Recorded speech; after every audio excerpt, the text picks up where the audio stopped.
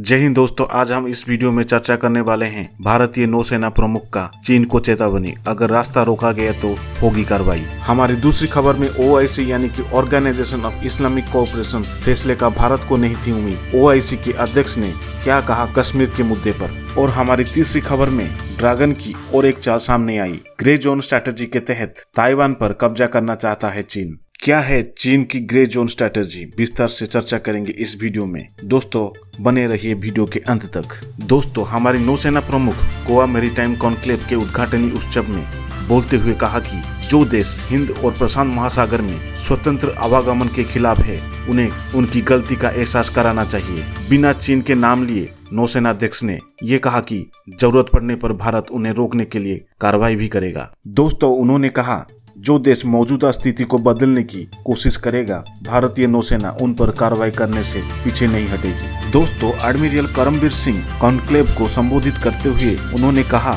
इस समुद्री क्षेत्र में बढ़ रही सैन्य मौजूदगी, आतंकवाद, लुटेरों की गतिविधियां और हथियारों की तस्करी से चुनौतियों में बढ़ोतरी हुई है। हाल ही के वर्षों में हिंद महासागर में हालात काफी जटिल हो गए हैं और उन्होंने कहा कि बढ़ती अनिश्चितता के दौर पे भारत की निगरानी व्यवस्था मजबूत करने और सुरक्षा उपाय बढ़ाने की जरूरत पैदा हो गई है। दोस्तों हिंद महासागर में आतंकी और गैर पारंपरिक खतरे से निपटने के लिए भारतीय नौसेना रविवार से 3 दिवसीय गोवा मैरीटाइम कॉन्क्लेव का आयोजन कर रही है। ये कॉन्क्लेव 9 नवंबर तक चलेगा। इस कॉन्क्लेव में IOR के 12 देशों के नौसेना प्रमुख हिस्सा ले रहे हैं।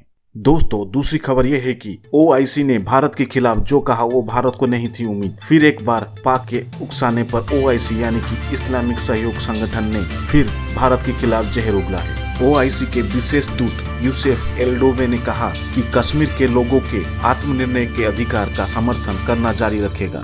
दोस्तों एल्डोवे ने यह कहा कि OIC के अगली मंत्री स्तरीय बैठक में क्षेत्र की स्थिति के ऊपर एक रिपोर्ट पेश की जाएगी। उन्होंने रविवार को पाकिस्तान में ऑल पार्टीज हुर्रियत कॉन्फ्रेंस के प्रतिनिधियों के साथ कश्मीर की स्थिति पर चर्चा भी की है। उन्होंने पाकिस्तान के पिल्ले भारत का खाते हैं, पाकिस्तान की गाते हैं इन हुर्रियत नेताओं के सामने कहा कि OIC कश्मीर के लिए समर्थन देना जारी रखेगा। दोस्तों यह OIC कश्मीर के ऊपर ह्यूमन राइट्स के पाठ पढ़ाने वाले जो अफगानिस्तान के शरणार्थियों को ईरान के अलावा किसी भी इस्लामिक देश ने इनको शरण देने में सीधे तौर पर मना कर दिया था, वही ऑर्गेनाइजेशन ऑफ इस्लामिक कोऑपरेशन जिनमें पाकिस्तान भी शामिल है, वही कश्मीर का राग अलाप रहे हैं।